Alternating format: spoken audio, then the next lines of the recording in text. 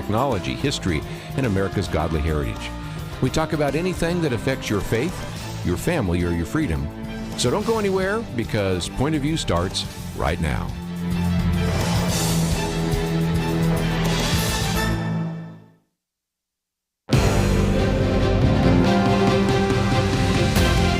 Across America, live, this is Point of View.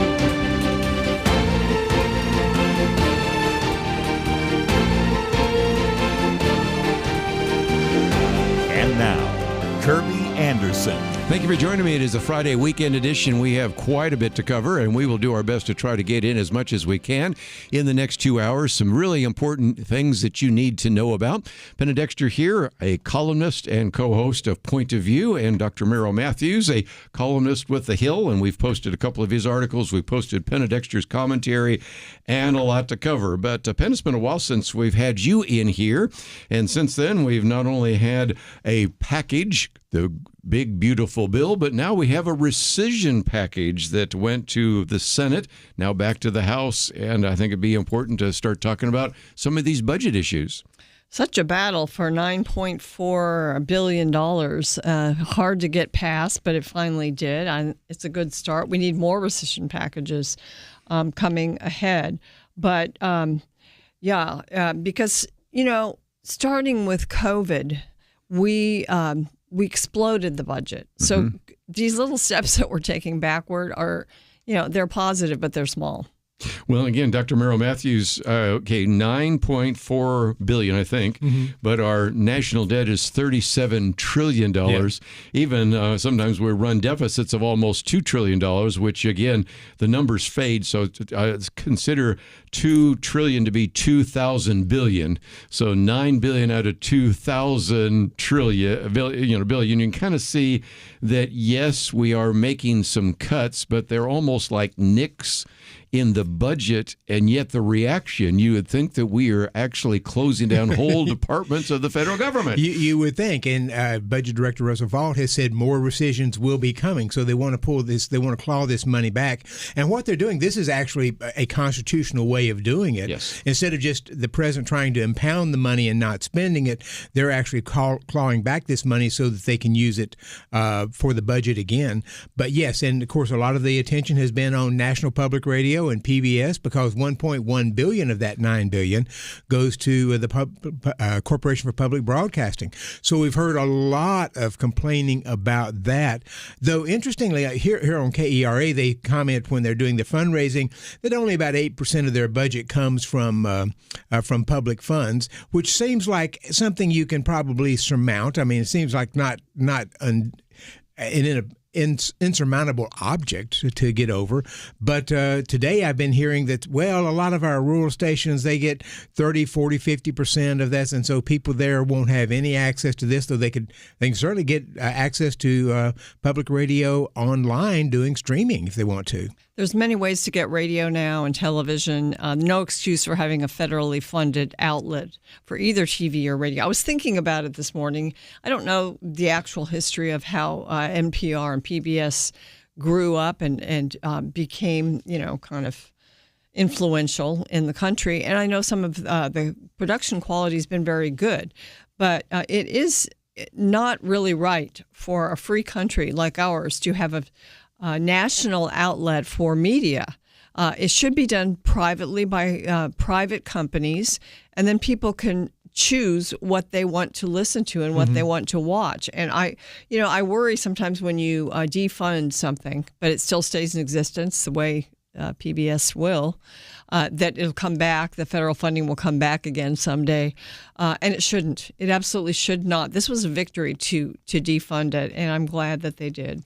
And I have a little more mixed emotions about Voice of America because they're being pulling the funding on that. Right. And Voice of America has been sent out. I mean, it sends out messages to other places. There are competing elements that reach out to people in dictatorships and others, so they do have other access to things.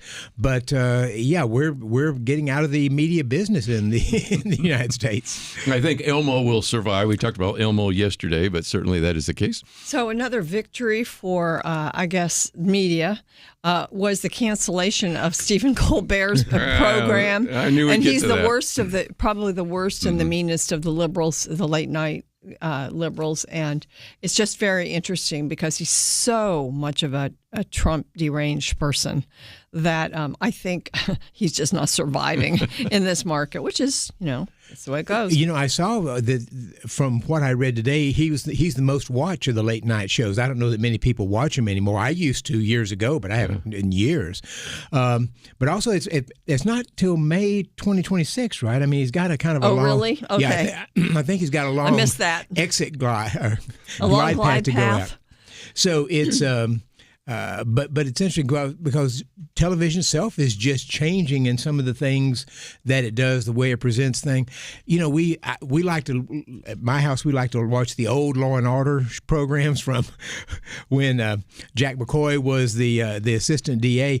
Last night we watched one of the new ones, one of the ones that just came out, and it's a different show. Oh, here we go. I think I still prefer the old ones. Language has gotten much rougher. Other things, it's just television is changing. Penn, let me come back to your point for just a minute ago.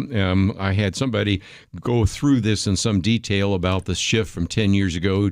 David Letterman, for a while, certainly Colbert was trying to keep it similar and then finally decided, you know what, I'm just going to go strict partisan. And then he reminded us, who was the guest on with him last night? Senator Adam Schiff. Yeah. So, the night he had to announce he was canceled. Oh boy, I'm going to hear a little bit of a monologue, and then my first guest is Senator Adam Schiff. And we wonder why they decided to cancel it. Doesn't that tell you just about everything you need to know? It is. Things are changing even there. But, back when Jay Leno was funny, Johnny Carson was funny. Yes. I watched Johnny Carson a little bit. I don't remember ever coming away thinking I knew what his politics were. Maybe if you watched regularly and you were attuned to that. But yeah. It was just interesting stuff that went on. Yes. But again, back to points that you made, and maybe he was the most watched, but you've got to see the other chimneys are probably looking over their shoulder saying, what is the future? Because Geffeldt is on there and some others trying to do that. And again, this media commentator was talking about the fact that sometimes conservative talk or conservative even late night works.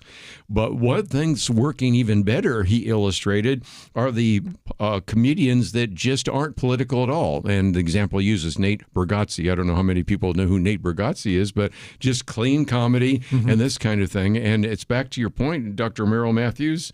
We don't really know where people like certainly Johnny Carson stood politically, and that was a good thing, actually. We enjoyed it. I think that there's always going to be, in this day and age, we're so divided politically. Yes. There are going to be the shows that are on the left and the right, and I think that's as it should be. It's fine. But I think with Colbert, we need to research it more, but it's usually you're canceled because of your Nielsen ratings and your advertisers. Yeah. And, in this climate, when you are such a Trump deranged person, you have a lot of, half the country or a little bit more than half the country upset with you. Well, again, one of the things I learned from this media expert is that these late night shows are very expensive to put on, at least the way they do it there. And I had no idea. I wouldn't have thought so. You just have a stage with one person. Yeah, you would think so. But again, if the ratings are going down because you have fewer and fewer eyeballs, you can see why after a while it makes it a much easier decision. And it's amazing to me that they're going to wait almost a year before they say He goodbye. probably has a contract. Yeah. Can you imagine what he's now going to say, knowing his days are numbered? Anyway, there are all sorts of things to cover. We'll come back and pick out a few more right after this.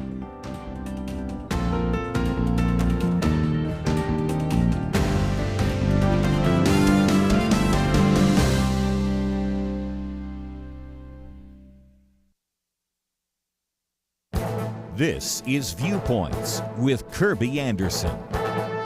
Mark David Hall is the author of the book, Did America Have a Christian Founding? He came to my radio studio 6 years ago to talk about his book. More recently, he was invited to speak at the first National Religious Liberty Commission meeting last month, and because of that, I thought I would go back and look at his book. Early in the book, he suggests how to think about the founding of this country. One possibility he mentions is to acknowledge that most of the founders identified themselves as Christian. Except for about 2,000 Jews, nearly all colonists identified as Christian, but that isn't too helpful since they may have been bad Christians or influenced by non-Christian ideas. Another possibility would be that the founders were Orthodox Christians. In some cases they were. Samuel Adams, Patrick Henry, John Jay, Roger Sherman, and John Witherspoon. Of course, other founders were not Orthodox Christians, and Mark David Hall says there's no evidence the founders rejected Orthodox Christianity and embraced deism. Still, another possibility is the founders acted like Christians. However, some historians reject this idea that many of the founders were Christian because they did not join churches or take communion. Other historians argue they were not Christian because they fought an unjust war with England or did not abolish slavery. A final possibility is that the founders were influenced by Christian ideas. He says this is the most reasonable way to approach the question, but it requires we do the hard work by looking at the links between biblical ideas and the framework of our government.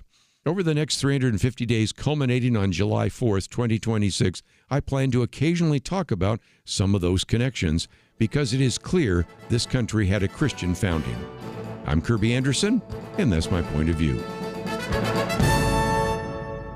For a free copy of Kerby's booklet, A Biblical View on Loneliness, go to viewpoints.info/loneliness. That's viewpoints.info/loneliness.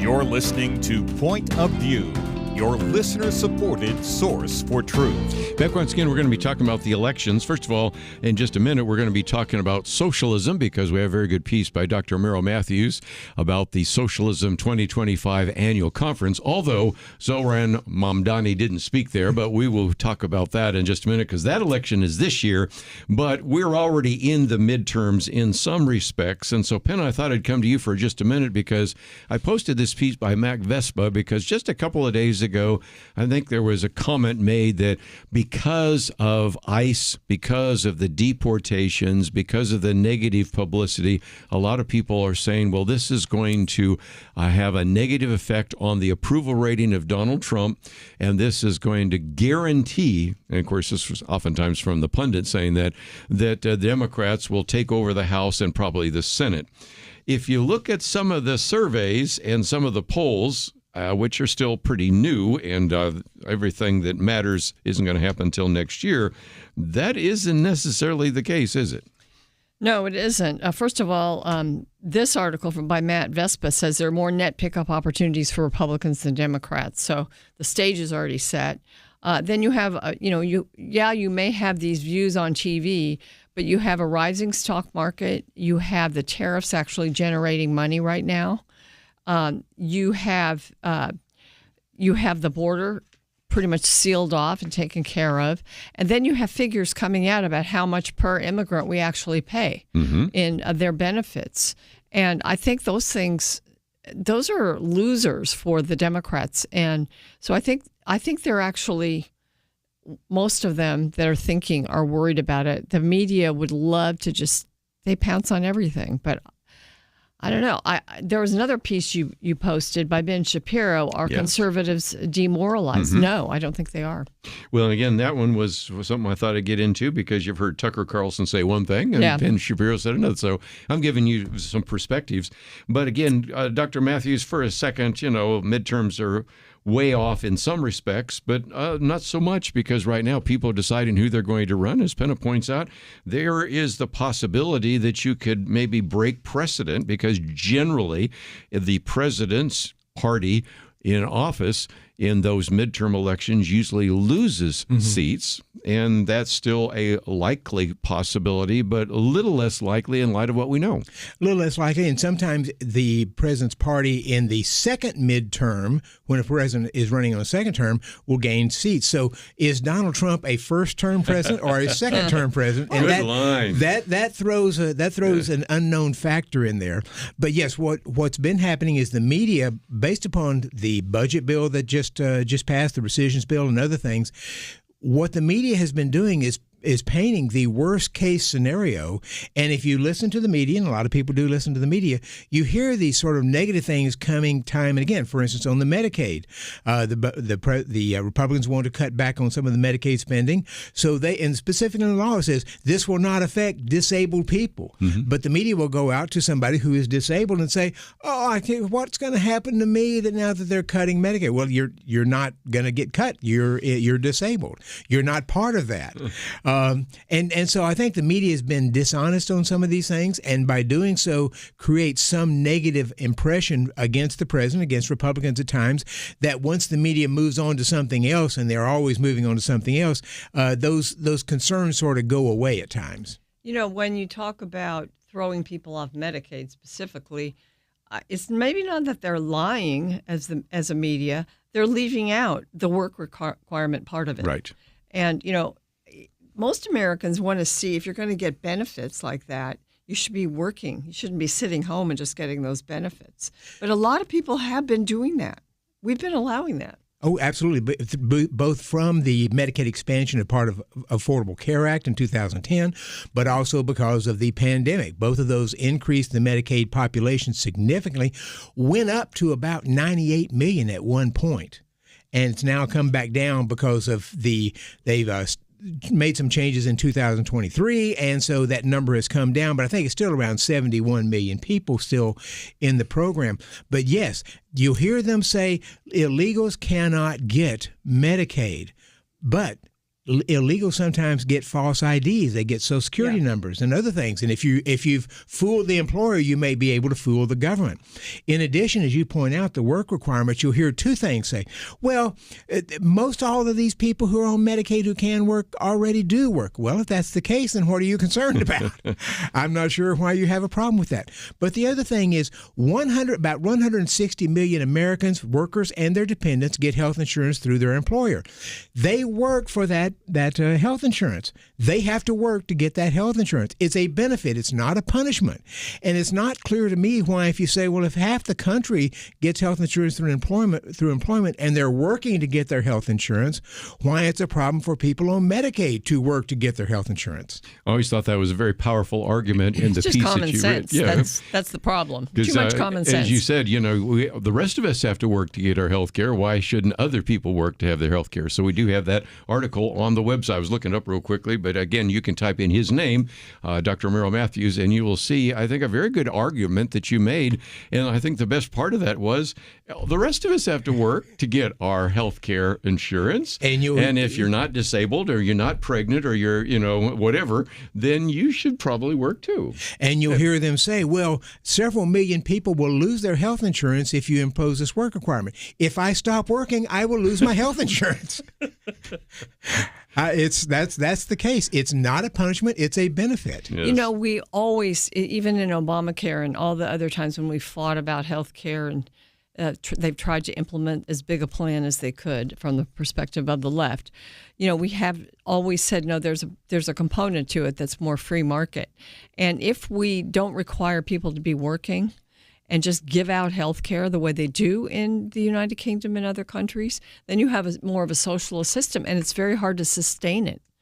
It's very hard to have a good health care system.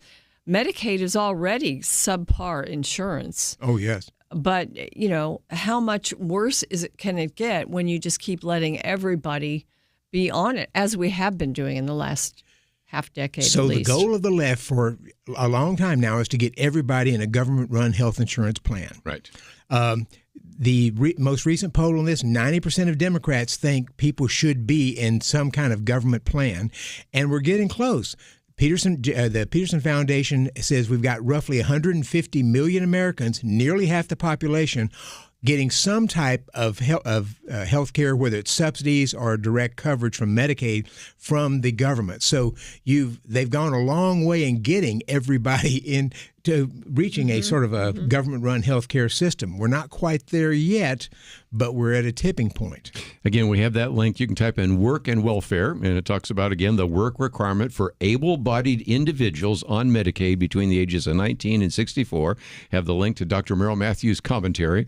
But if you can remember nothing else, requiring able-bodied people to work for their taxpayer-funded benefits, whether it's food, housing, Medicaid, or any other means-tested assurance, is not punishment, which I thought was a great line. We have to work for it. Why shouldn't everyone have to? And given the fact, Penna, we've talked about this before, we have a lot of young men that are not working, not looking for work. It's not good. And receiving government subsidies. It's not a good thing at all. It's not good culturally. It's not good for the men. It's not good for the society, and it's not good for their kids. I do want to mention really quick, we did not post this, but there's a piece in the Washington Post. It was by Mark Thiessen. Trump has been on an amazing run, and he reviews all the things that have happened in the last few weeks. I numbered them so I could get, and there were 14 things. So, because of this is a time that a lot of people will look at the upcoming congressional elections and as a positive for the Republicans, a good chance that they'll do well because of that. We get people all the time that say, can you give me a list of some of the accomplishments of Donald Trump? And I say, well, you can go to the White House, but maybe that would be a better one that's in the Washington Post. Yeah, because I think you tend to forget about them. So much has happened in this 6 months. Okay, you're a student of history. Can you think of any other 6 months other than maybe Franklin Delano Roosevelt where so much has happened in 6 months? An awful lot has happened. I would argue some of it has of questionable value in the sense that you had the Doge. We thought we were going to get $2 trillion. We didn't get nearly that much. But at least they started out several of these things in the right. I'm not sure they necessarily did this right, but the idea was right. You want to cut the federal government. You want to cut the size of that. I think they probably got on the wrong foot initially, but now they're moving to the part where the various secretaries of the agencies are saying, okay, I'm identifying these people. These are not working. They're not helpful, and we're going to let them go. And that's exactly the way it should be done. Well, let's, if we can, take a break. And I do want to get back to the Ben Shapiro one, but I thought while we're talking about an election, what if the figurehead, or at least the face of the Democratic Party, is the Democratic nominee for the city of New York and a member of the Democratic Socialists of America? Well, Dr. Merrill Matthews tells us what happened at Socialism 2025. We'll be right back. Who can you trust? Years ago, many of us could probably have provided a fairly long list, but today it seems we almost can't trust anyone. Educators don't even know what a woman is anymore. Many so-called public servants have shown all they care about is themselves. The FBI has been accused of bias, law-breaking, betrayal, and journalism. It's largely corrupt, with no Clark Kent standing up for truth, justice, and the American way. All of this is why Point of View Radio is more important than ever, and your part in supporting us is more needed than ever. Do your part today in supporting trustworthy truth. Stand with us and help push back the lies and the darkness. Visit pointofview.net. Don't put it off. Take a moment right now and click on that big blue button that says Donate Now, or Call to Invest at 1-800-347-5151, pointofview.net, and 800-347-5151. Point of View will continue after this.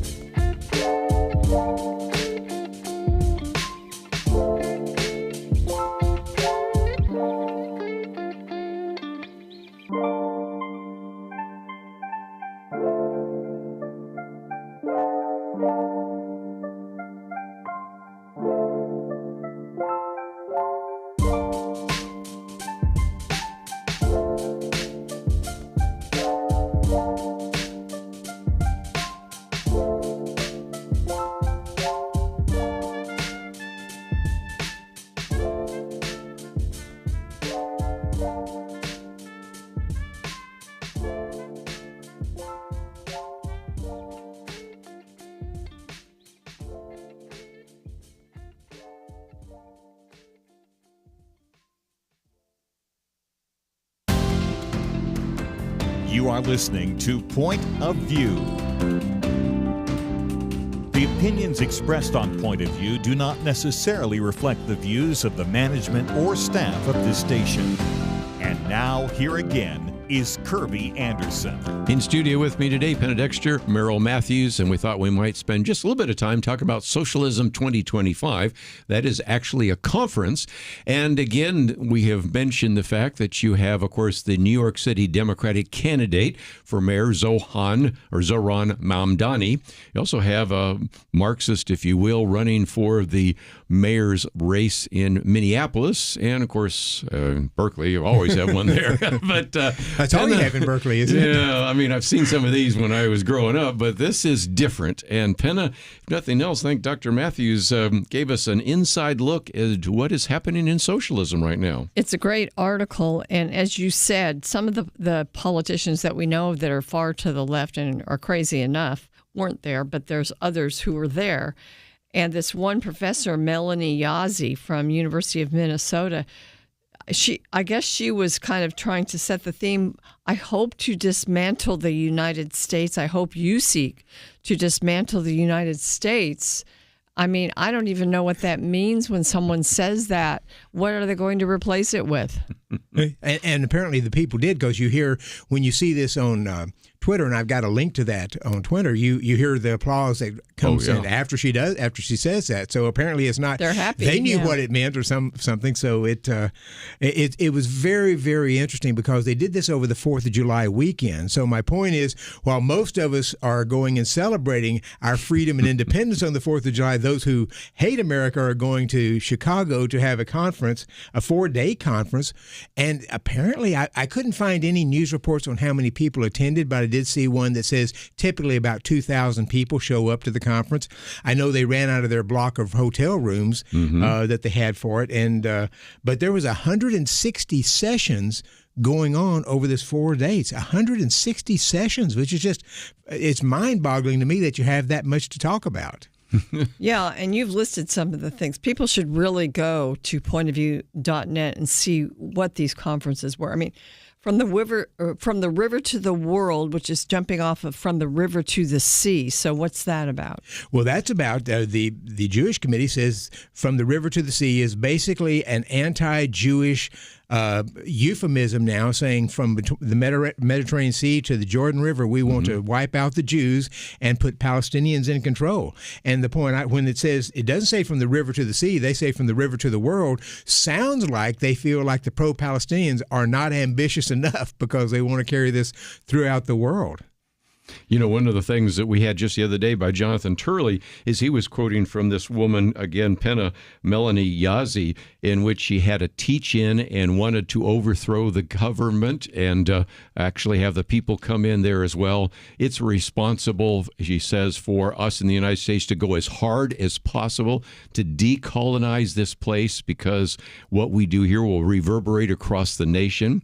She also wants to force the United States out of everywhere, including Turtle Island. Now, you have to understand, Turtle Island was the Native American word for North America. So back to your question. And again, I would highly recommend not only Dr. Merrill Matthews' piece, but the one by Jonathan Turley, who again is a professor of law at George Washington University, probably has voted Democrat in every election, but nevertheless, in his piece on July 12th, talked about America's useful idiots, in which he's running into more and more of these individuals, many of whom voted for Zohran Mamdani, that are actually convinced that the solution to all our problems is socialism and communism, if you can believe it. Communist healthcare. Communist healthcare. They have Marxism education series, and they had a session, and I'm going to read this. Defeating the end times triad: Christian Zionist, Christian nationalist, and techno-fascist. And so I looked through there to try to find out what they have in there. They mentioned we specifically want to talk about end times techno-fascism, and I'm trying to figure out what is end times techno-fascism. I don't even understand what that is. But so those are some of the topics that they had there. They also had one about health care after Luigi. That's Luigi Mangione, who shot in the back the president of United Health CEO. And so how do we move forward after apparently their hero? Because most of us were horrified by this, but the left, and we've talked about this on Point of View, they've made a hero out of him. I mean, they call him St. Luigi and other things, even though he murdered a person in cold blood. And then the one that I found the strangest, DIY abortion, do-it-yourself abortion. What does that mean? And when you read what they're going to say about this, they say abortion's getting harder, so we're going to discuss various ways that you can get abortion without going through the normal process. I don't know what that means. We already have that. Yes. You can get it without a prescription, or you can get a prescription without seeing a doctor. Just amazing. For the pill. Unbelievable. And I might just point out that if you, as you said at the end, if you've missed Socialism 2025, good news is the Democratic Socialists of America are boasting about 90,000 members, and they're going to have their convention in August 8th through 10 in Chicago. Where else, as you said? So when you talk about health care and the murder of...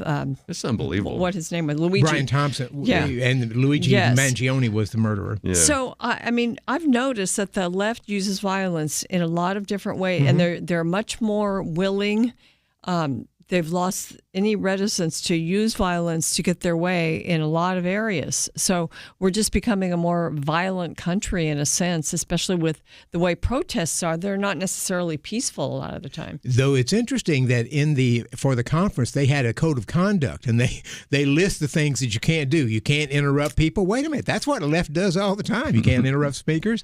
You have to be respectful people. You can't use offensive language and so forth. And I thought, interesting that this code of conduct they're imposing on their conference, they do not impose that upon the protesters, leftist protesters, when they're out in the country. And as I mentioned, as we were talking off, they have a mask mandate. N95 if you're or attending the K95. conference, a week ago, you had to wear a mask if you're not up there speaking at the on the lecterns at the podium. So you get to wear a mask if you're going to this conference now that the pandemic has been over for a couple of years. You know, one other thing about this that was kind of interesting, we talked about it yesterday, it was a column that I posted. You are seeing a situation in which all these different groups are working together. You know, when I was growing up in the San Francisco Bay Area, the left had a phrase, no enemies on the left. And that was the argument that you would have this very weird coalition of unionists, feminists, as well as environmentalists and democratic operatives. And really, they had a lot of different ideas, but there was the no enemies on the left. And when you look at this, these are socialists that have anti-capitalist ideas, but they're out there in the streets with people that might have Palestinian flags. They might have gay pride flags. They might have maybe even Palestinian flags, Iranian flags, all sorts of things. And again, as we were talking about yesterday, it is still kind of head-scratching queers for Palestine, but nevertheless, this idea of this mixed multitude, the one thing that unites them is an anti-Western, anti-government, anti-democracy, anti-capitalist kind of mindset. Is that fair? And I think that's fair. And if you remember, there was an element of that on the right when Ronald Reagan had, what was the 11th commandment? Was it do not speak ill of a Republican? So there's sort of that sense on the right as well, that nobody pays attention to the 11th commandment anymore. Not anymore. But again, I think it illustrates that you might say, well, okay, you're talking about tens of thousands of socialists. Oh, yeah. Yes. But let's recognize that Alexandria Ocasio-Cortez and Ro Khanna and Promilia Jayapal and Ilhan Omar and Rashida Tlaib, and if you want to add in Bernie Sanders and Elizabeth Warren, this is a growing movement, and the younger you are, the more likely you are to accept socialism. It's a growing movement, and I would argue that these leftist progressives are the real energy and drive behind the Democratic Party. Yes. I mean, nobody cares about who any sort of somewhat moderate Democrats want to speak. They want Alexandria Ocasio-Cortez to say. They want Bernie Sanders to come speak. They want Ro Khanna to come speak. They want Mamdani to come speak. They're looking to these people, and these have become sort of their icons. They are, and yet the leftists really have not been able to win elections yet. Yes. But if you have more of these ideas spreading throughout the culture, and then you have younger and younger people beginning to run for office, that the left is nothing if it's not patient. It can often be very patient. So you can see the ball rolling, in a sense, when you have a conference like this and you have these really far left university professors. They can have a great impact. So that's why those of us that care about the nation, we want to see it survive, not dismantled. That's right. We have to stay involved. Who are the top fundraisers? Well, it's AOC and Jasmine Crockett and people like that. And maybe that's the future of the Democratic Party. Well, we'll come back and answer the question, are conservatives demoralized? I think the answer is no, but there's a little bit back and forth on that. So we've talked about Democrats and socialists. Let's talk about some of the conservatives. We'll be right back.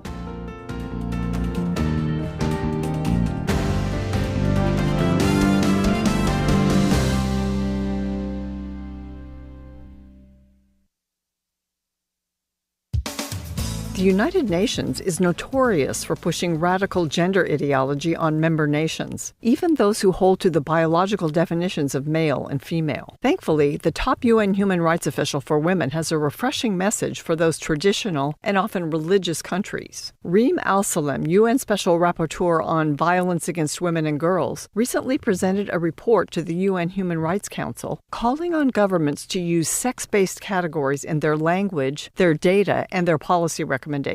She recommends they not refer to women using gender-neutral language. Her report explained that international law protects women based upon their biological sex, not their self-defined gender identity. Ms. Al-Salem told attendees at the 59th session of the UN Human Rights Council, "You cannot protect what you cannot define." The Center for Family and Human Rights, CFAM, explains that the largest area of UN policy and programming where gender ideology has made an impact is violence against women and girls. But over the last 2 decades, Western governments have promoted the new category of gender-based violence, which is not contained in any UN treaty. According to CFAM, Reem Al-Salem's bold report generated a war of words at the UN. Switzerland and the Netherlands called her position regressive. Colombia, speaking for 37 nations, said her approach was a step back for human rights. Many nations were under the mistaken impression that gender-neutral policies are mandated by international law. Such policies include requiring that mothers be referred to as pregnant or birthing persons, and that the term women be replaced with bleeders and persons who menstruate. But Ms. Al-Salem says there's a real danger in erasing women and women-specific language and needs, risking their increased exposure to violence and discrimination. This is one courageous UN official. May her tribe increase. For Point of View, I'm Penna Dexter.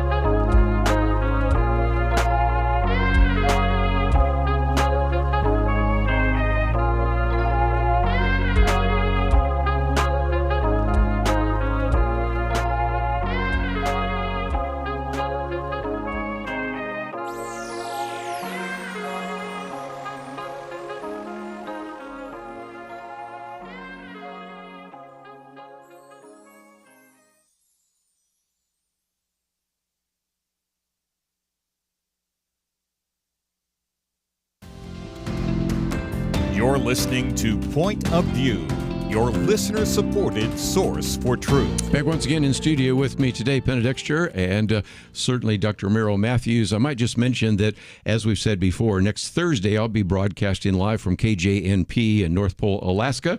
And as we've encouraged you before, if you would want to join with us, watch the program, and then stay over for lunch, we certainly invite you. Give us a call, 800-347-5151, if you wanted to be one of those who would like to participate in that live broadcast. And I thought before we get back to our news and information, we also wanted to bring to the microphone Jana Weidler, who is the Vice President for Stewardship at Point of View. And Jana, thank you for being with us today. Well, thank you, Kerby, and hello, Penna and Buddy. Hello. Hi, Jana.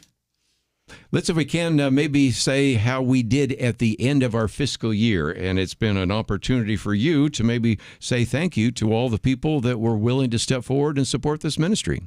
Yes, we have a lot of thank yous. Kerby, we have wonderful news. We not only met the match, but exceeded our fiscal year end goal.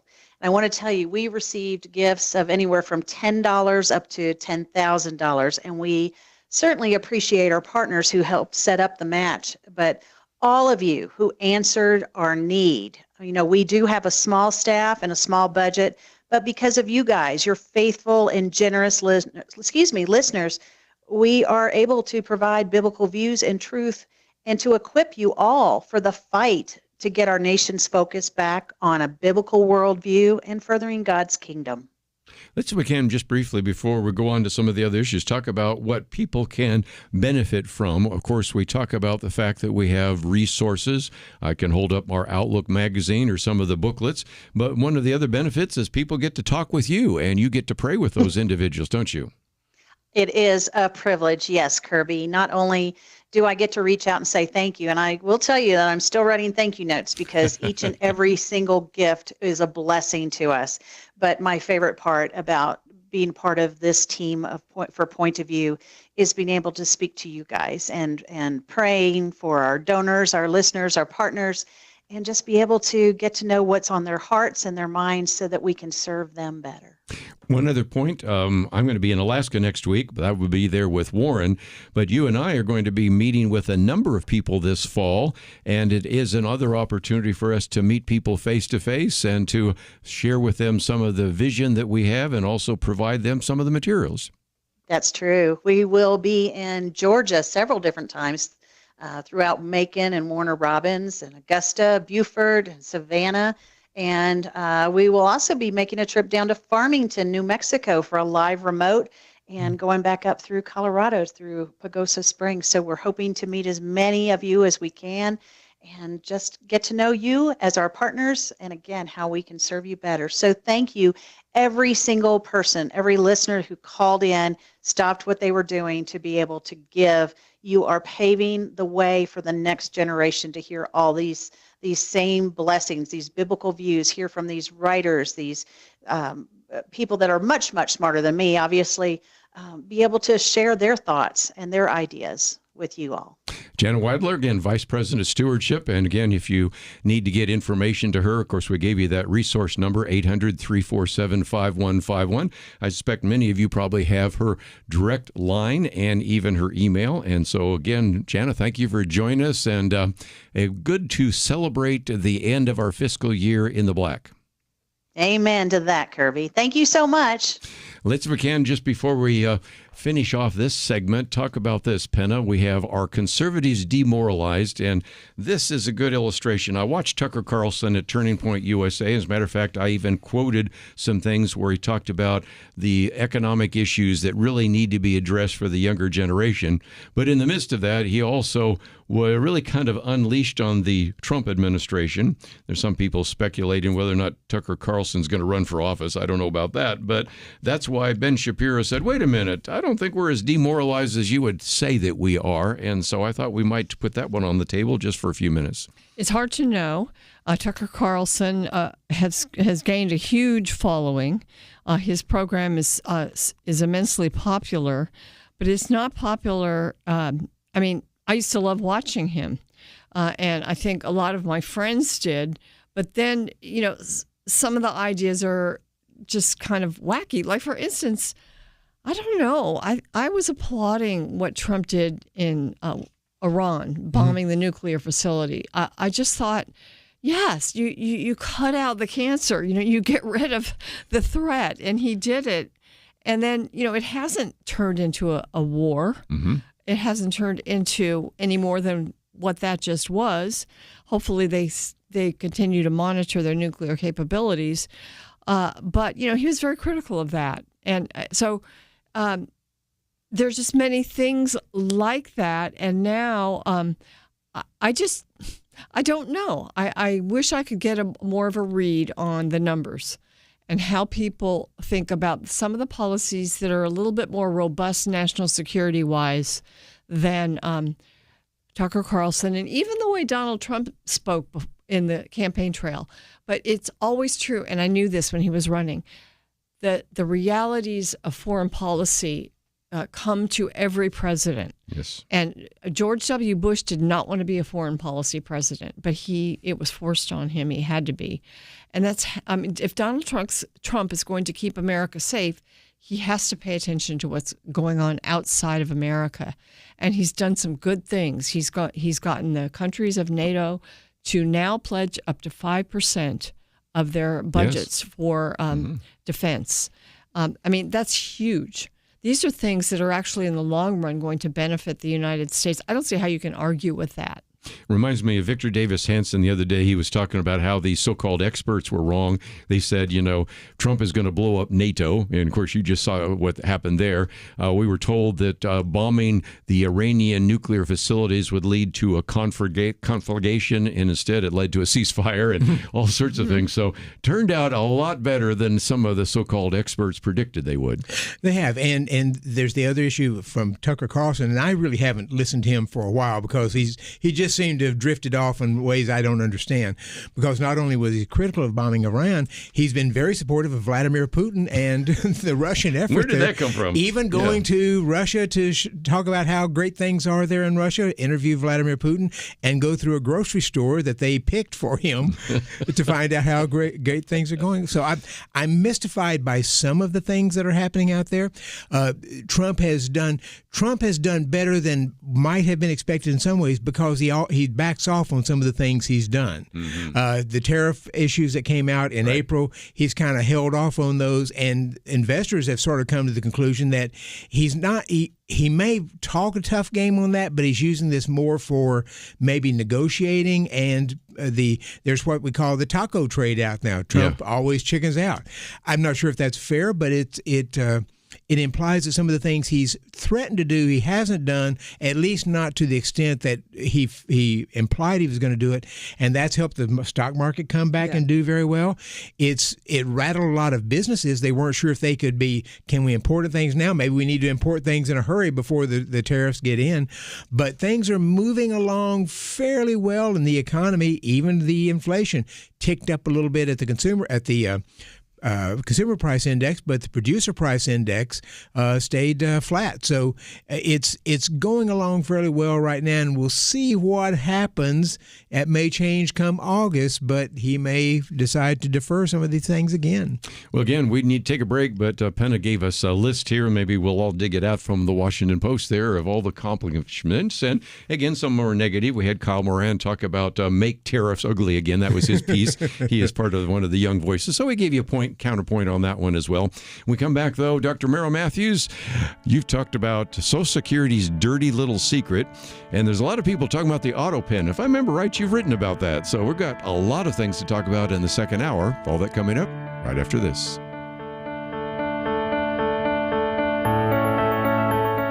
The Bible tells us not to worry, and yet there is a lot of worrying stuff in our world today.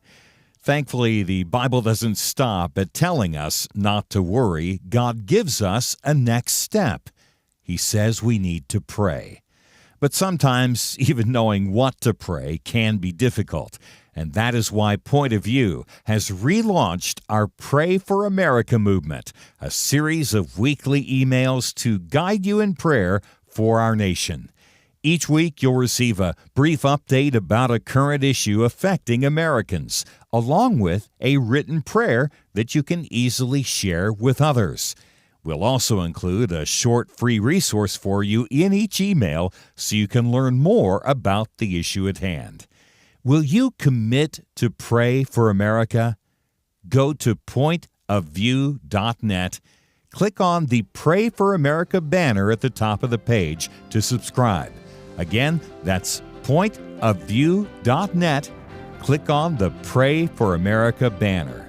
Let's pray together for God to make a difference in America.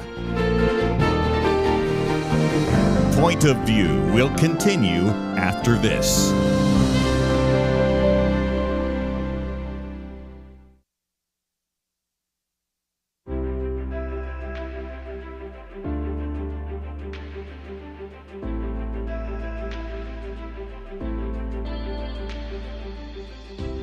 I just wanted to tell you, too, how much I have appreciated Point of View over the years. I've always been taught that we take care of our own, and I feel like Point of View is one of our own because of the Christian worldview that you do promote. And so I have become a partner today, and I just want to thank you so much, and just God bless you for all that you do. Listen, I wanted to make a quick comment. I'm a relatively new listener to the show, and I really kind of stumbled upon it more than anything because I'm doing some driving now that I wasn't in the past. And my comment really is, I think you guys and gals are more right on about the assessment of this country right now than anything I've heard.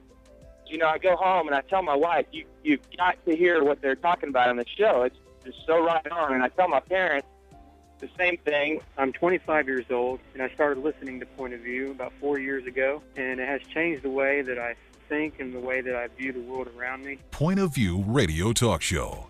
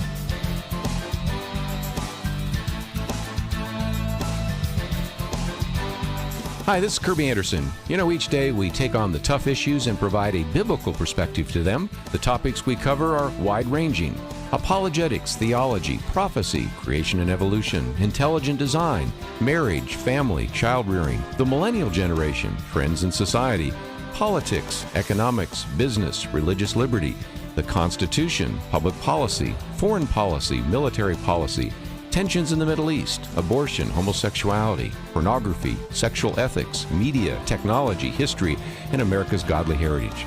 We talk about anything that affects your faith, your family, or your freedom. So don't go anywhere, because Point of View continues right now.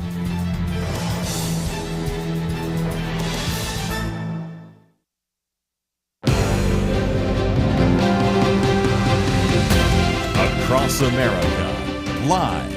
This is Point of View.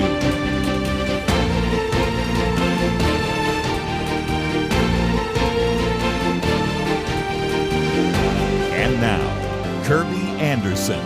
Second hour today, if you'd like to join the conversation, we really haven't opened up the phone lines. I suspect some of these next topics will generate maybe some phone calls if you would like to join us. I also know that many of you just like to sit back and listen to our Friday weekend edition, but if you'd like to call 1-800-351-1212. Let's get into one of the more controversial issues. Penna Dexter, Social Security, and Dr. Merrill Matthews didn't hold back. Social Security's dirty little secret, a game of borrowing. Tell us more. Well, you have our people will hear, our listeners will hear occasionally the news come out and say, well, Social Security, the trustees have announced that they are starting to draw down on the reserve account, the trust fund, and that by 2033, 2034, depending upon the year, the trust fund will be empty and they'll have to reduce the amount that they are paying Social Security retirees. And the point I make is that all of that money has been borrowed out of the trust fund. There is the government no money has borrowed. sitting there. There is no money sitting there. There are IOUs sitting there. They're called specials, and that money there's a little box that they keep the specials in, and so the government has borrowed that $2.6 trillion and spent it to lower the their deficit spending in other years. So before if the government needs to draw on that trust fund, it has to first go and borrow the money from somebody else, put it in the trust fund, and then they take the money out of the trust fund and then pay Social Security retirees. And so the point I'm just making is that money isn't there. It's actually borrowed. Unlike if the federal government had a surplus and they said, we need to transfer some money over from our surplus over to Social Security because we're drawing on the trust fund, that's one thing. But we have a nearly $2 trillion deficit. So that money that they're putting in the trust fund to pay people is coming out of borrowed money. So we've always heard that Social Security was just a bunch of IOUs. Mm-hmm. And I think you've just explained it beautifully.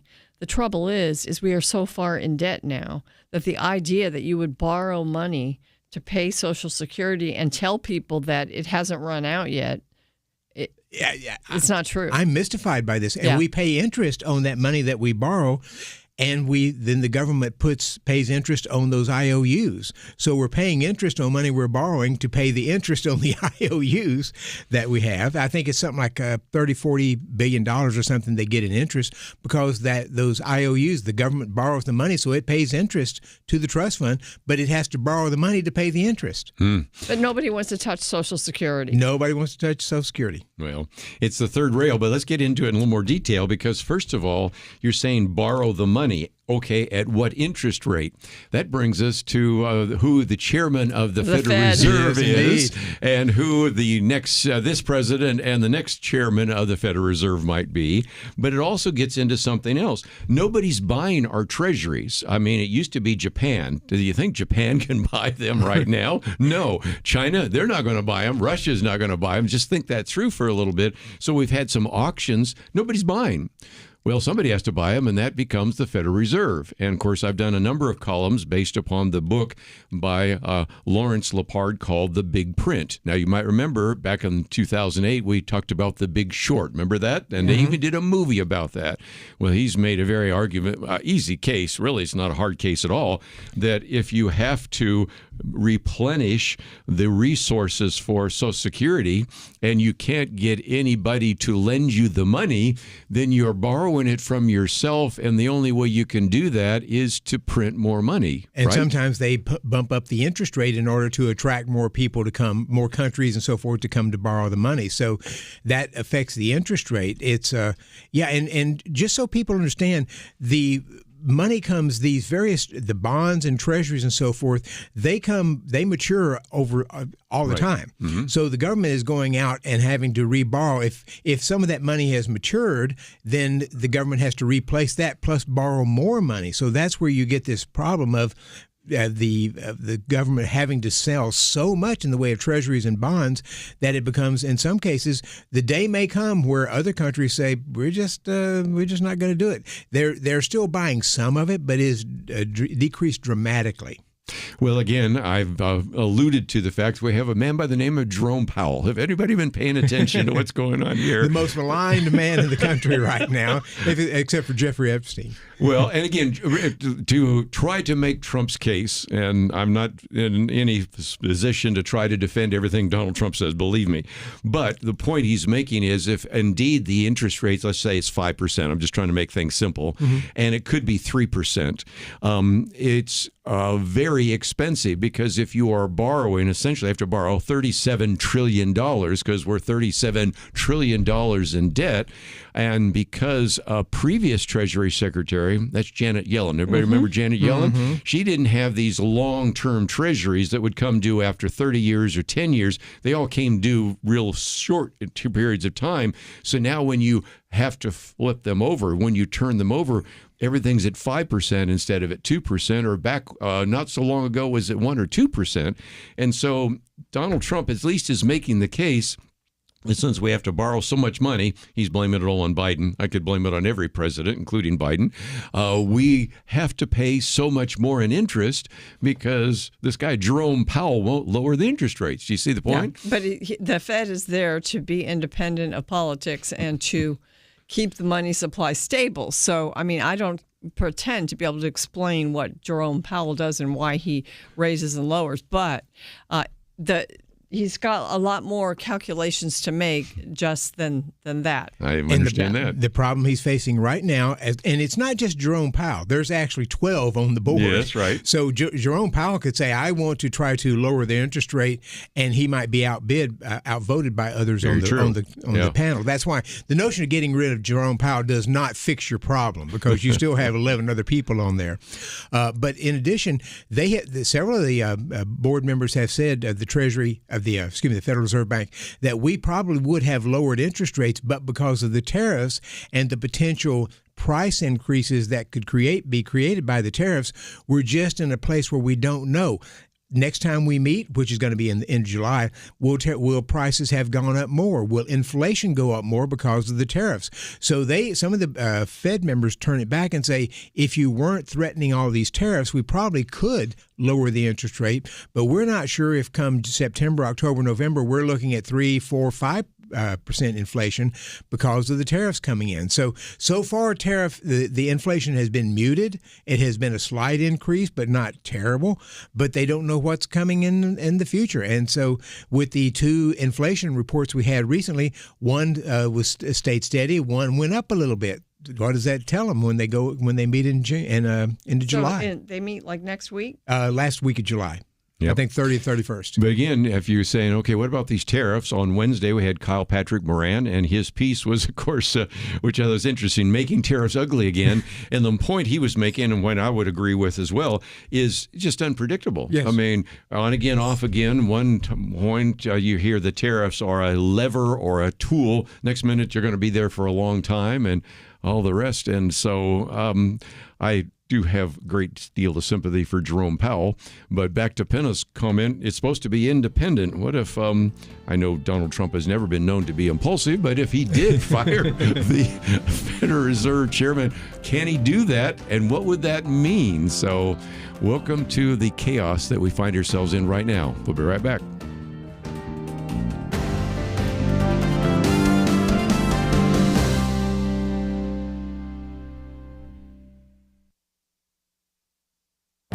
This is Viewpoints with Kerby Anderson. Mark David Hall is the author of the book, Did America Have a Christian Founding? He came to my radio studio 6 years ago to talk about his book. More recently, he was invited to speak at the first National Religious Liberty Commission meeting last month, and because of that, I thought I would go back and look at his book. Early in the book, he suggests how to think about the founding of this country. One possibility he mentions is to acknowledge that most of the founders identified themselves as Christian. Except for about 2,000 Jews, nearly all colonists identified as Christian, but that isn't too helpful since they may have been bad Christians or influenced by non-Christian ideas. Another possibility would be that the founders were Orthodox Christians. In some cases, they were. Samuel Adams, Patrick Henry, John Jay, Roger Sherman, and John Witherspoon. Of course, other founders were not Orthodox Christians, and Mark David Hall says there's no evidence the founders rejected Orthodox Christianity and embraced deism. Still, another possibility is the founders acted like Christians. However, some historians reject this idea that many of the founders were Christian because they did not join churches or take communion. Other historians argue they were not Christian because they fought an unjust war with England or did not abolish slavery. A final possibility is that the founders were influenced by Christian ideas. He says this is the most reasonable way to approach the question, but it requires we do the hard work by looking at the links between biblical ideas and the framework of our government. Over the next 350 days, culminating on July 4th, 2026, I plan to occasionally talk about some of those connections because it is clear this country had a Christian founding. I'm Kerby Anderson, and that's my point of view. For a free copy of Kerby's booklet, A Biblical View on Loneliness, go to viewpoints.info/loneliness. That's viewpoints.info/loneliness.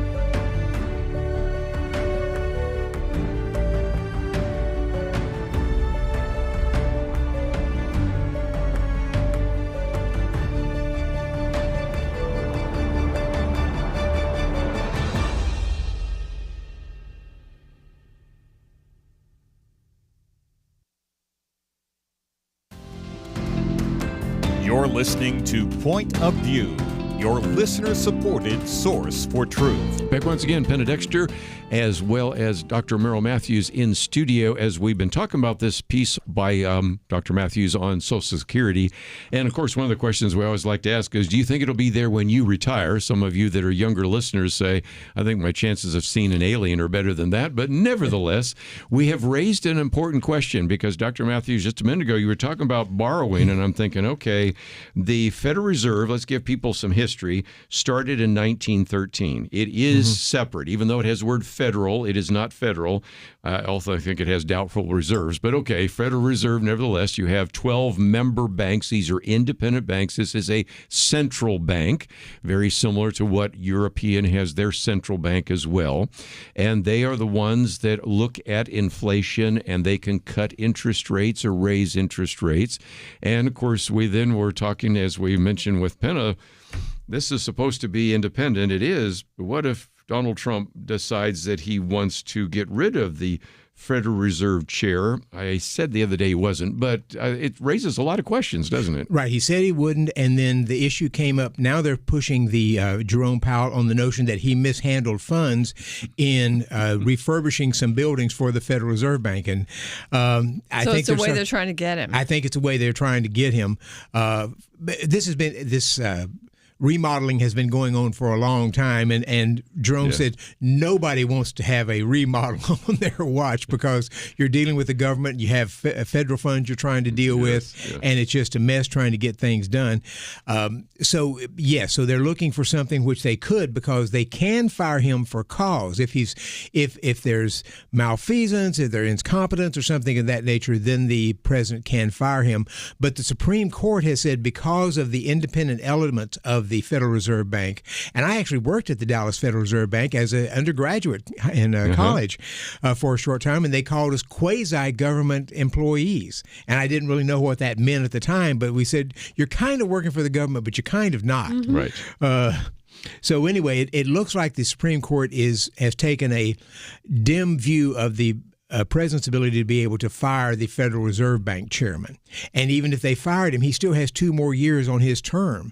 And so he would stay as a Fed governor. He just wouldn't be the chairman of the Fed government, of the board. So we don't know what's going to happen, but we do know that when Trump rattles this, it worries the market because they want an independent person running the Federal Reserve Bank. So what happens? I don't know. It happened Wednesday when somebody from the administration said we may end up firing Chairman Powell. Market tanked real quickly, and then Trump came out and said, "No, I'm not going to fire him," and the market went back up. but also said for cause, and the cause could be some kind of fraud. Right. And that brings us back to someone else, Penna, that we know, Russ Vought, because he is the head of the OMB, and he's the one. He's a graduate of Wheaton, and we had him on a while back when we were talking about his Center for Renewing America, but now he's the head of OMB. So this has got an intrigue, which I think is probably more important even than the Jeffrey Epstein thing. That's really kind of the big issue everybody's talking about. But this one I think is more important because it affects everybody. I think what's more important is and what's doable for a president and a Congress is to implement DOGE cuts. And that's what, if anybody's going to be instrumental in implementing the DOGE cuts now that Elon Musk is gone, there's still some wonderful things that have been identified. Right. Russ Vought is the one to do that at OMB, and he's very much wired that way to do it. He's tough. But, to me, that's the way to go right now, is to work on that and allow the Fed to be the Fed. Sometimes Fed chairmen and Federal Reserves, they are intimidated by the president and the administration. And Trump, sometimes he just goes a little too far, I think, in his intimidation tactics. And Nixon intimidated his Federal Reserve chairman at the time. And to Penna's point, now that you have secretaries in charge of these various agencies, and the Supreme Court has come out and said you're able to to fire some of these people. So we're likely to see some of that going on from agency heads who have a chance to see, who do we need here? What are their jobs? Who's a good employee? And this has been my problem all along with DOGE coming in immediately and firing people. If you have packages that you allow people to take voluntary retirement, I think that's a perfect way to go. People who didn't want to work for the Trump administration, they could step out. They would get paid through September, and that way you reduce the ranks. But they just sort of did a blanket wiping out of people. And everybody knows if you've worked for a large company, there are good employees and there are bad employees, and you can get rid of the bad employees, but you want to be able to identify them and get rid of them. And I think if they're able to do this well, you'll have a much leaner, much more efficient and effective federal government. Do we want that? I sometimes wonder, do we want all the government? You don't want to be too good at being the government, right? We don't want inefficiency may be good when you're talking about the government, but I suspect they'll be able to sort of thin these ranks significantly, and I think that's probably going to work out to be much better. Well, the decision out of for the Department of Education now, they are going to be able to take the cuts that were made initially. They had to be paused for a while, but they're going to be made now. And so, I don't know which is the best way to do it. The way Trump does things sometimes, he does it right away. He pulls back, and then, what you just described happens, that some of it happens. The State Department is getting leaner, and some of these, and I think all of that is going to be the Commerce Department, the Labor Department, all of this. The Labor Department, I had a friend who was an economist at the Labor Department, and I asked him several years ago, how many people could you let go, you think, that and you wouldn't hurt them? He said, half of them. He said, there are people here in chairs that I know they're supposed to be working there, but I've never seen them. Never seen them. It's just, you've told that story before, but it is just one of those places where you just roll your eyes, Penna, because we have, and again, in the old days, it used to be that you could go into those buildings. I remember when I was at Georgetown, I went into some buildings sometimes to meet people and things like that. Now, of course, ever since 9/11, you have to have special passes, but you would walk down the hallways and you would see hardly anybody doing anything. Some people reading newspapers, some people having coffee, and you didn't necessarily think you just walked into a FedEx building or UPS building. I mean, it was just there's just a lack of urgency. And of course, I've heard that if you walk into the Pentagon, it's a little bit different. But still, like you said, you could get rid of half the people in the Labor Department and nobody would know. Thinning the ranks, I think, is a very important goal. I just want to make sure that if they're going to fire half the people, that you fire the right half of the people. The right half. Well, just before we run out of time in this segment, I did want to also talk about the auto pen, because if you have been listening to Point of View, you know a couple of weeks ago, and this is another one of those kind of issues. It's kind of a scandal that has begun to be even bigger. Yes. It was big when Merrill Matthews talked about it a couple of weeks ago, but now I've posted this particular piece as well, and this one comes from the editors of National Review, in which they've now uncovered some emails. This is from the day before Donald Trump's second inauguration, and the chief of staff telling people, I approve the use of the auto pen for the execution of the following pardons. Mm-hmm. Who's signing these pardons and who's signing these bills? And, of course, former President Biden came out and said, I approved all of these things. But did he or didn't we? I wouldn't expect him to say he didn't approve them now. But they released so many people. They have pardoned so many people, significantly higher than anybody has ever done before. And so it raised the question of whether or not he actually signed those things, or did he use an auto pen? And if he used an auto pen, is it appropriate? And the things we talked about initially when I wrote this first piece is, you want the Constitution requires the president to sign bills. Does that allow him to use an auto pen for that? Historically, they've always signed them. The first person to use an auto pen was Barack Obama in 2011, 2012 on the Patriot Act, I think it was. He was overseas and he told him to use an auto pen. Yeah. There's been a Department of Justice person who said it's okay for that to happen, but it hadn't been run through the Supreme Court, and the Constitution says the president has to sign it. So nobody questions the president using an auto pen for invitations and things, ceremonial things like that. Fine, nobody cares. But on legislation, on pardons, on things of that, on executive orders, something like that, Trump makes a big deal of showing he signs these things personally. And I don't think we've tested those waters to see if that's actually going to be appropriate. So really, until the Biden administration, would you say from your study of this, is it true that the auto pen was only used for more ceremonial things and birthday cards and things like that? It was never used for pardons before? I don't think it was ever used. I don't know about pardons. I don't think it was ever used because most pardons were small numbers, so it was easy for the president to do it. Huge. But I think typically the presidents, we would fly a bill to a president overseas so he could personally sign it and then send it back. Yeah. And that's very different. Yeah, I think we ought to go back to that. I think so. 4,245 pardons. That's the first time I've seen the number. So if you are outraged by that and want to raise that at a maybe town hall meeting with your member of Congress, that's a good one. 4,245 pardons and clemencies from Joe Biden. By the way, Trump had 245. So it's a very different order of magnitude. We'll be right back. Have you ever met a child you knew would do great things? They displayed remarkable imagination, understanding, and a zest for learning. Now imagine someone takes that child and instead of fostering their potential with a real education, they feed them nothing but lies.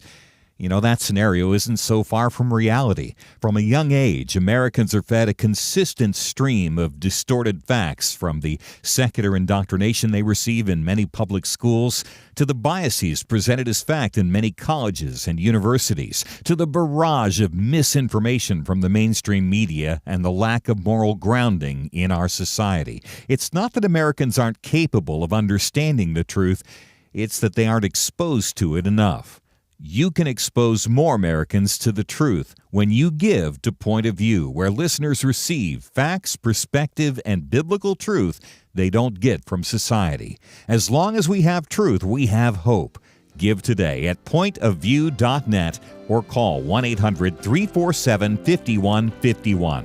Pointofview.net and 1-800-347-5151. Point of View will continue after this.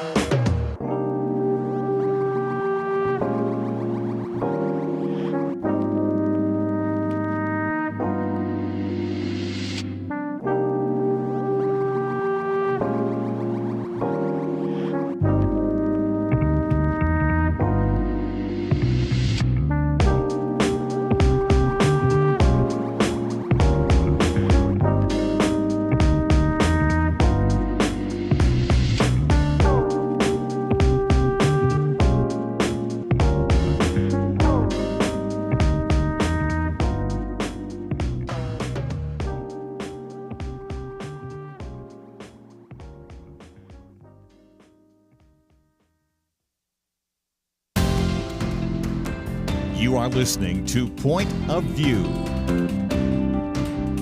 The opinions expressed on Point of View do not necessarily reflect the views of the management or staff of this station.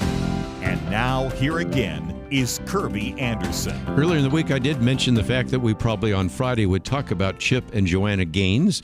And again, if you are not familiar, that program has now featured a gay couple. And I thought it would be appropriate to talk about this. The article we've posted is from our good friend Jim Dennison, the Dennison Forum, which I think does a good job of helping you understand the issues. But Penna, this is something we've kind of postponed till we'll talk about today. Well, Chip and Joanna Gaines, of course, they've had the Fixer Upper show that everybody loves and watches, transforming your home and, helping all those couples in Waco get beautiful farmhouse homes and all of that. And they're Christian and they banter and they're just lots of fun. They have they've really exploded, with their Magnolia shopping places and books and magazines, and they've got a network.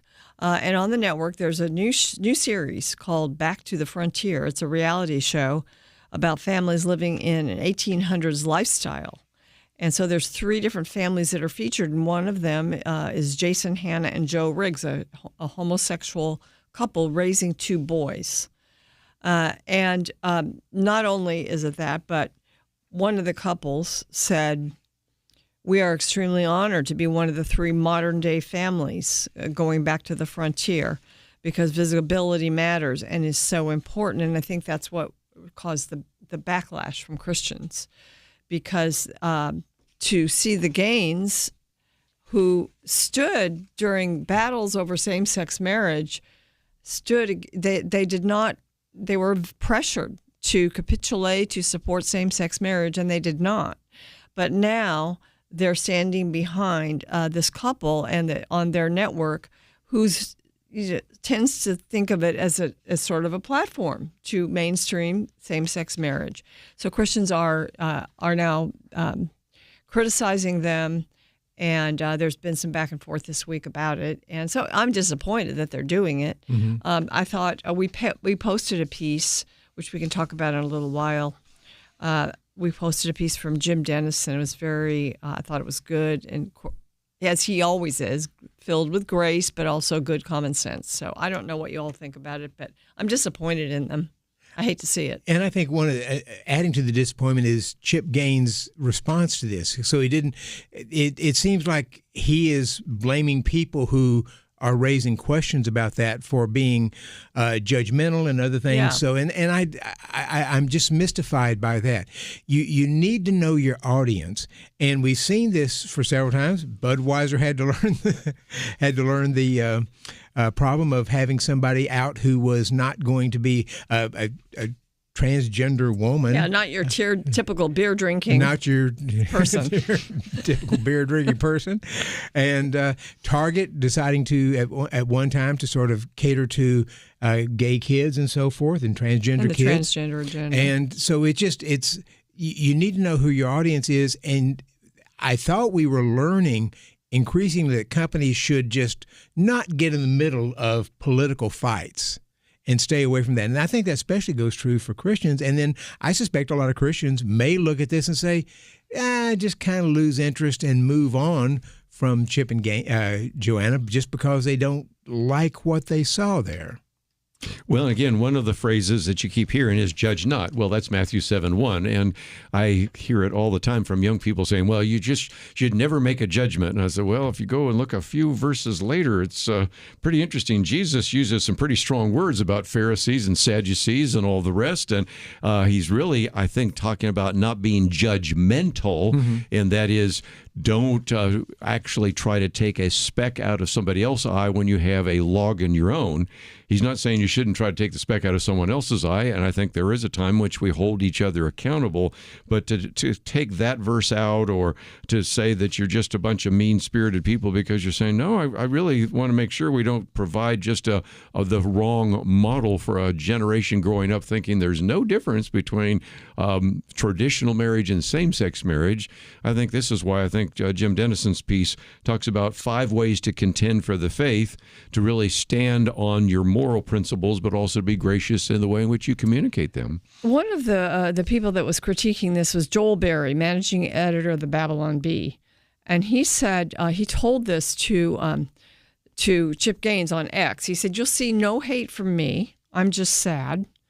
I can't let my kids watch your show now since I'm trying to protect their eyes and hearts from the lies of the world, lies you're now participating in." And one of those lies is that, those 2 boys, I was looking at the picture of the 2 men who look very mainstream, handsome guys, but they've got 2 boys. And those boys don't have a mom. I mean, they do have a mom somewhere, but however those boys were created or born or whatever it was, whatever the arrangement was, those are 2 boys intentionally without a mother. And that's part of God's design, that you have a mother and a father. And so, that's one of the sad, that happens from, in single motherhood, usually inadvertently, but this is done intentionally. So I think that's another part. And I think we should stick to our convictions about it, but I do like what Jim Dennison said. I mean, he talks about how you respond to the news and you voice your disappointment, but in a gracious and merciful way. Yeah. I think Jim says he mentions that he has gay friends. Yeah. And if you're in the workplace, you probably have met gay people you have to work with, you have to have a relationship with, and I've had that over the years. And I don't, it's not part of the work thing, so you just leave it alone, and you're basically competent with those people and you work with them, but that doesn't mean you necessarily approve their lifestyle. But there's other things. There may be a person who's an alcoholic when he's off work. I don't approve of that lifestyle. I'm not being judgmental in that sense. So there's things that you can be friends, you can work with people, you can have relationships, but you don't necessarily approve some of the things that they do, and that's not being hateful. I think that's bad behavior. What happened 10 years ago? Well, that was the legalization of same-sex marriage, and you wrote about that, Penna, and it does seem to me that some of the things that we were saying before that, and we even have a booklet on same-sex marriage because I know that's surfacing more and more. People say, well, we already decided that. It's a very close decision in the Supreme Court, and the culture sort of changed, but now you have a whole generation of young people thinking, well, there's no really difference between traditional marriage and same-sex marriage. It's just fine to have 2 men raise boys without any woman involved and all the rest of that, and to try to normalize same-sex marriage. And that's what this gay couple is saying about this. We want to normalize same-sex couples and same-sex families. Well, some commentator, I can't remember who it was, that said this is sort of a strange time for this to happen because right after Obergefell, which is 10 years ago, the Supreme Court decision, the approval of same-sex marriage shot up, even among Republicans. It just became, okay, well, then fine, we're not going to be bigoted. But over the years, you haven't seen same-sex couples marrying at the rate that was expected. You haven't seen it. And also, the approval rating is now dropping. So, and I don't know who, I need to look up some of those charts by Ryan Burge, because I think he did something on this.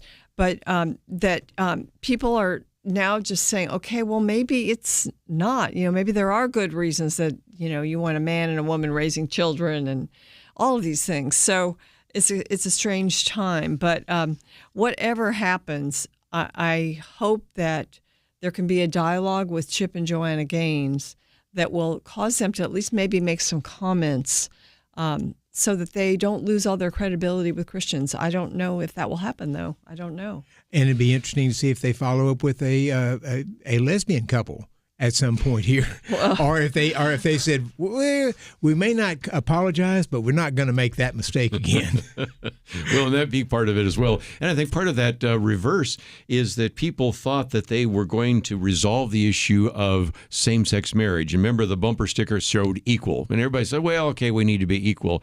They did not anticipate that we were going to then be dealing with transgenderism, that we were going to be talking about drag queen story hour at the the public schools. And I think in some respects, people said, we thought we solved this, and really what we did was open a Pandora's box. Is that fair? Absolutely, Kerby. It's such a good point. They totally overplayed their hand once they won in Obergefell. It might have just left well enough alone, maybe. I don't know. But, boy, it was months, a couple of months, and you started to see just the trans agenda explode. Including the White House bathed in rainbow colors. Rainbow colors. Well, we're going to take a break, but I might just mention Penna Dexter's commentary a couple of weeks ago was on the 10-year anniversary of Obergefell. But we have Penna Dexter's commentary here on the UN gender ideology pushback. There's another pushback.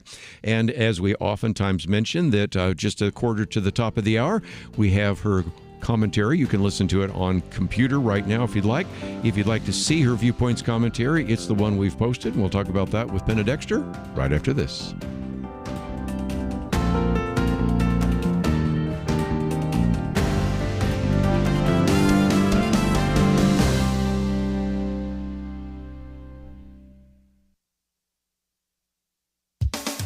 The United Nations is notorious for pushing radical gender ideology on member nations, even those who hold to the biological definitions of male and female. Thankfully, the top UN human rights official for women has a refreshing message for those traditional and often religious countries. Reem Al-Salem, UN Special Rapporteur on Violence Against Women and Girls, recently presented a report to the UN Human Rights Council calling on governments to use sex-based categories in their language, their data, and their policy recommendations.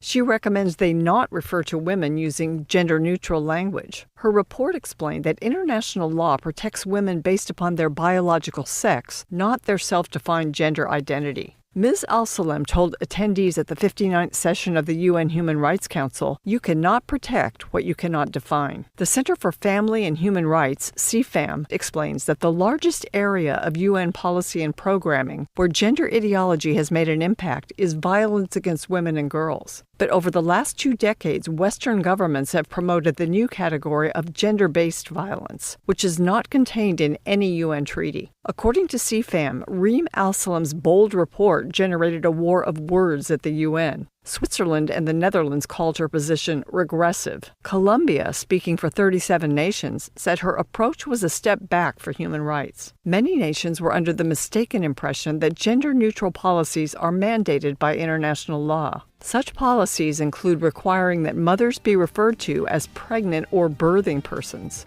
and that the term women be replaced with bleeders and persons who menstruate. But Ms. Al-Salem says there's a real danger in erasing women and women-specific language and needs, risking their increased exposure to violence and discrimination. This is one courageous UN official. May her tribe increase. For Point of View, I'm Penna Dexter.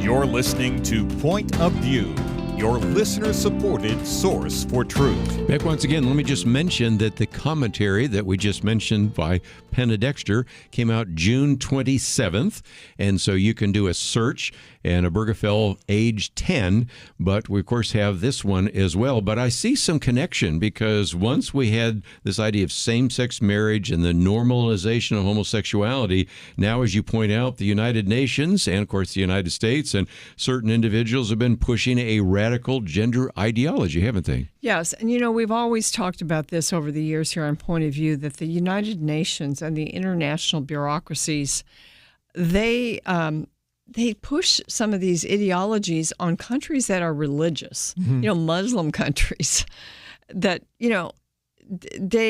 it's just, that's, I think, why they seem irrelevant sometimes, because they don't really listen to people. They just want to push their ideology. Well, we've had this trans push especially since Obergefell in the U.S., we've had this trans push at the UN, and it's interesting now because we have the Trump administration, we have the Rubio State Department, and they are pulling back, and they're not pushing the UN to be so far left, but it's hard to turn around the Titanic. But here's a good piece of news about that, and that is that one of the top human rights officials for women, she's not from the U.S. She's the UN Special Rapporteur on Violence Against Women, Reem Al-Salam.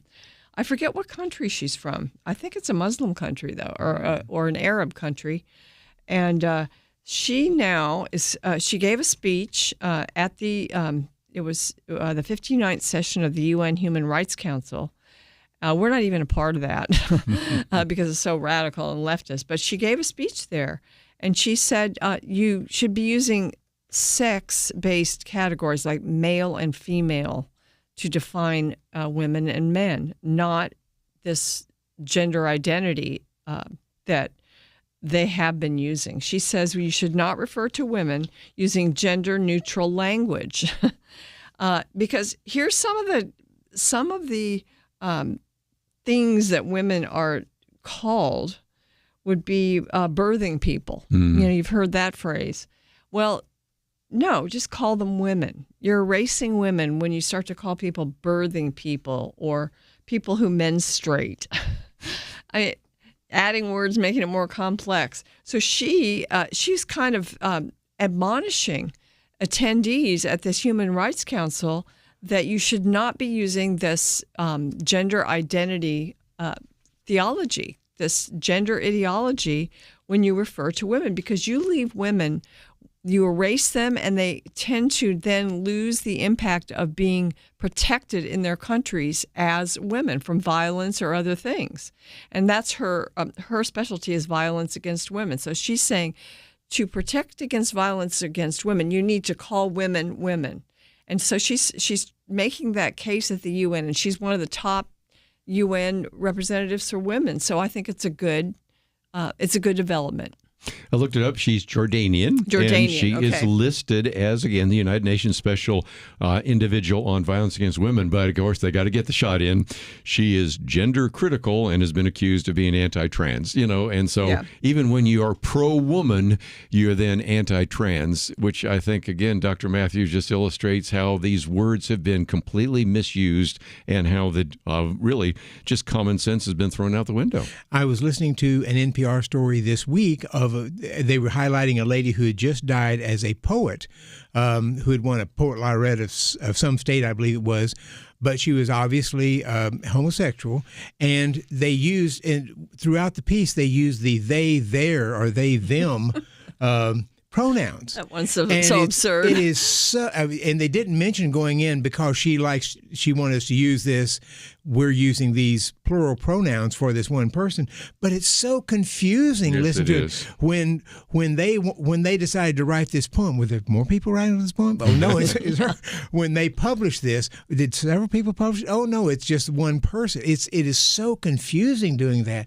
It just messes with language. Yes, and again, somewhere along the line, we need some common sense. So, again, here is an individual, a Jordanian woman who is willing to speak out, and as you said, the Human Rights Council, not exactly where we're attending it right now, and it's just a good example. We joined in the Biden administration joined it, and then we had to pull back out when we got a new administration. We pulled back out. That's kind of what happens now with it, because it's really controlled by just very leftist If I'm not mistaken, Iran has been head of the Human Rights Council. Yes. I think That's maybe North Korea at one point. Yeah. I mean, it just doesn't make any sense. Some of the people they've put in charge, the guiltiest countries of offending human rights have oftentimes been in charge of the Human Rights Council at the UN. One of the things I thought I'd just mention just in passing, and that is just the other day, we actually had another individual who is a very good, strong conservative. It's Whitney Hermanodorfer, who is actually been appointed to and now confirmed to the Sixth Circuit Court of Appeals. But here, Penn is a good illustration.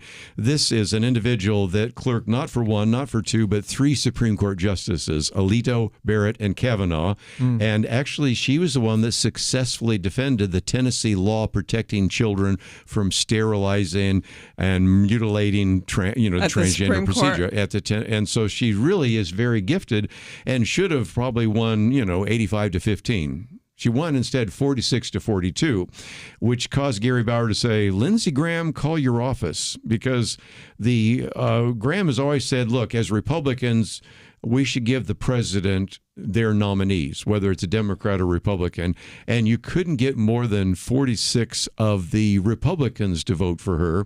We now have another one that's going to be put up for the Circuit Court of Appeals, and I don't know if you saw this the other day, you had Democrats stand up in the middle of the judicial hearing and just walk out. And so I think it's a good illustration that we need to remind people, Democrats don't have that idea. They will all vote for the Democratic nominee by a Democratic president, but it's very hard to see them having the same kind of mindset that some of the Republicans have had when indeed it was Barack Obama or Joe Biden. And in this case, now it's hard to even find some of the Republicans to vote for. Well, gone are the days when Scalia was confirmed 99 to Yes. 1 or something like that. It just is illustrated, as you've said before, how polarized it is. But some people have wondered, well, what's going on with the courts? Well, help is on the way.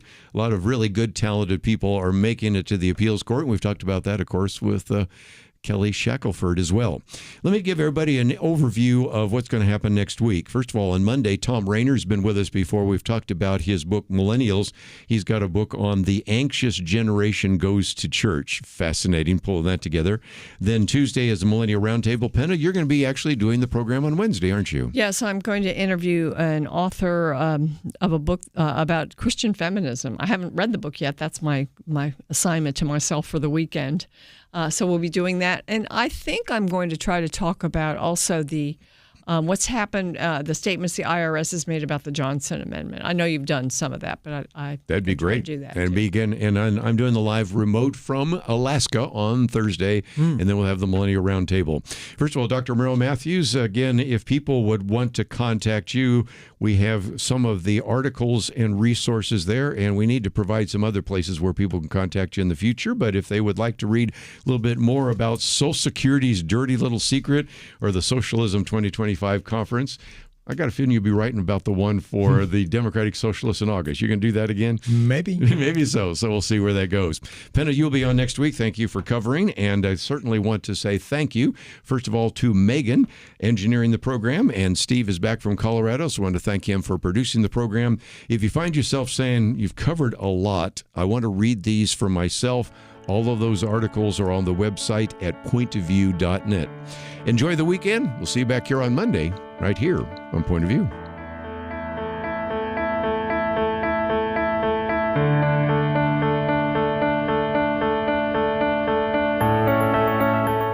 It was not that long ago that censorship appeared to be almost inevitable. Free speech was being attacked and strangled in many places. And some of us wondered if this was the end. But now, many feel a new sense of hope, a chance for a fresh dawn.